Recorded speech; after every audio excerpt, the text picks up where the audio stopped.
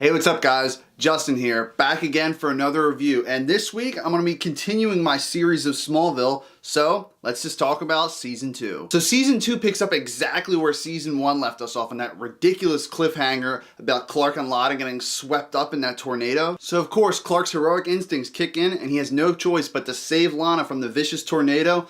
And for a second, we get a little glimpse of how Clark can actually fly. So before I dive too deep into Season 2, I want to just talk about some recurring elements from Season 1. First off, we have the music. We have Good Charlotte, Andrew WK, and just tons of other notable great artists in this season. We also have the weird age gap again that Smallville has. I mean, if I'm not mistaken, Season 1 they're 14, this one they're 15, they might be turning 16 at the end of the season. But either way, right at the beginning of the season, we have Pete driving. I mean, these people are supposed to be 15. Even at 16, I can't remember in my high school when that many people were driving to school. And speaking of Pete driving, I don't know whether his family is loaded or he's selling some drugs on the side or something, but I swear there's like 5 or 6 different cars in this season that I see Pete driving, even a motorcycle at one time. And it wouldn't be a Smallville season without some great cameos. We have Zachary Ty Bryan and Jonathan Taylor Thomas, 2 sons from the old show Home Improvement, and one of the most amazing cameos we've ever had in Smallville, Christopher Reeve. And it's also good to see that characters we thought that were one-off characters from the first season, we actually see return. Ryan, who played sort of like an adopted little brother to Clark at one point, actually does make a return in this season. Tina Greer, who was the shapeshifter from Season 1, also comes back as well. So it's really neat to see them bring these characters back and work them into the main story arc. And with Ryan James from Season 1 returning,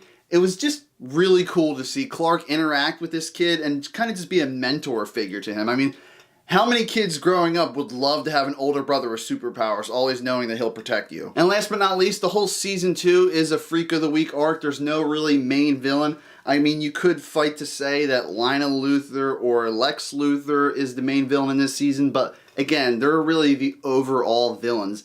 And another element from Season 1 is Lionel and Lex Luthor kind of trying to figure out this mystery. Lex is trying to figure out the mystery that happened to him and all the strange things going on in Smallville. Lionel Luthor is trying to do the same thing, but he really wants to make money off of it. Alright, bigger and better things in this season. So Clark tells his secret to one of his best friends, and it's a complete shocker and out of the blue, like you wouldn't have seen it coming at all, but he's just so fed up because holding in all these secrets is affecting his friendships with all his friends, and they're starting to lose trust in him and just think he's BSing his way through his entire life. Certain moments where Clark is always weakened against kryptonite, this is where the actual friend comes into play because they're not weak against kryptonite. There's certain things they can do that Clark will just be weakened by. Which brings us to our next element this season, Red Kryptonite. It's basically the black suit Spider-Man of the DC universe.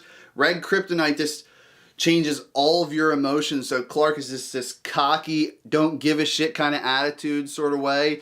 Driving motorcycles to school. Again, he's supposed to be 15. I don't know how that works, but he's driving motorcycles to school. He starts to date this badass biker chick. Clark Kent is just a straight up pimp in this episode. I mean, there's scenes where he's with Pete and he's definitely looking at Chloe's ass and Pete's just like, you doing what I think you're doing? So like I mentioned earlier, Christopher Reeve does have a cameo in this season, and Lord help me, but for those who don't know who Christopher Reeve is, he's the original Superman, the OG guy who started it all. I mean, there was the exception of the black and white TV series back in the day, but this is the most iconic Superman that everyone knows about. And how does his character play into the main arc?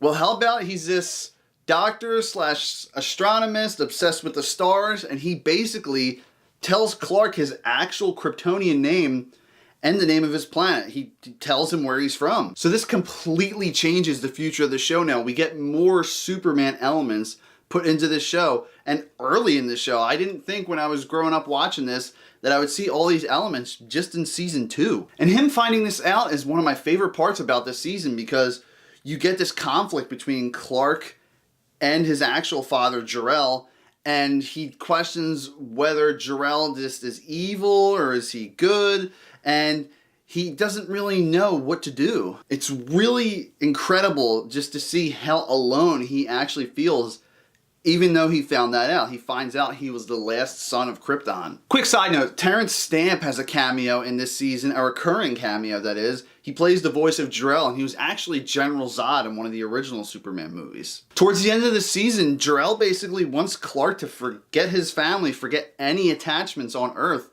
and be the ruler of it and fulfill his destiny. And Clark isn't having that. He loves everyone at home. Earth is his home. That's basically what he's saying in this one. He's basically saying, screw you, Dad. Little things you see happen that you think were part of a side episode, they actually make recurring plot elements. Like, if you see something happen to the sheriff in the show, a few episodes later, a new sheriff is introduced. It's not just some one-off thing that they forgot that happened later on down the line. And also, Clark has saved Lana so much in the show now that it gets to a point where Lana said enough. She wants to fend for herself, so she actually takes self-defense lessons from Lex Luthor. And again, just because Michael Rosenbaum is such an amazing actor, seeing the conflict within him, whether he wants to be good or bad, he even lets his soon-to-be wife know that he's just obsessed with Clark. He has all this stuff on him, and he even broke into her medical lab to steal a sample of his blood. Especially with Lionel Luthor being a main star in this season, he's even in the opening credits. He's always just kind of fighting with his dad, trying to one-up him. Lex gains ownership of these ancient Native American caves, and Lionel Luthor right away is just trying to say, no, that's mine. I'm gonna BS all this other stuff about you to make you look bad and have a few people say, die on the job to make me get ownership of it right away. It's just so cool to see this hot, cold relationship with him and his dad. One of the final elements I want to talk about in this season is Chloe. Like, I really feel for this girl. At the end of season 1, she had this little one-off fling with Clark, some false hope that they were going to get together. But in season 2, she's just basically just like, oh, yeah, it's fine. I'm completely forgot about it. I'm over it now. But she's not. Anyone who's been friend zoned knows exactly how Chloe feels in this season. And it's not even just for a few episodes. Like some shows, like The Flash, for example. Barry's been in the Speed Force for months, and then when he comes out, he's crazy for like an episode or two.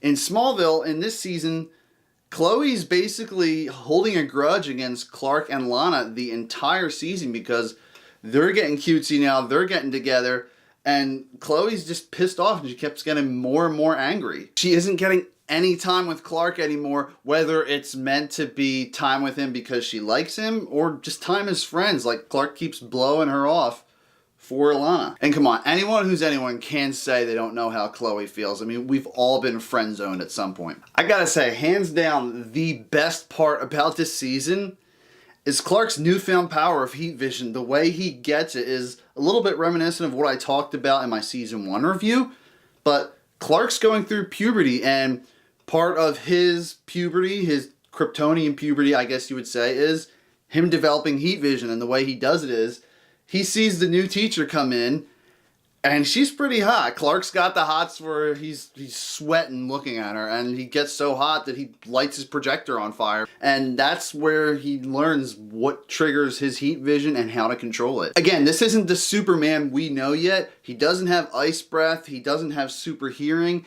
and he also cannot fly at all. I mean, there might be some subtle little hints. You may see him jumping high. But yeah, still a lot of room to grow for this character and all the characters in the show for that matter. Now, the finale for this season was not as epic and much of a cliffhanger as season 1's finale was, but still, it just leaves us with a big question at the end of the season, like, what just happened? For me, season 2 was not as good as season 1, but it wasn't bad at all. We did see some recurring characters from the first season and a lot of new Superman elements blended into the season that I just wasn't expecting when it first came out. And now, characters superpowered or not start to change in this show. Some for the better, some for the worse, some just for their own physical well-being and out of necessity. Again, there's some little things like the age gap, as I mentioned in season 1, is more and more obvious that they didn't really think that one out in this.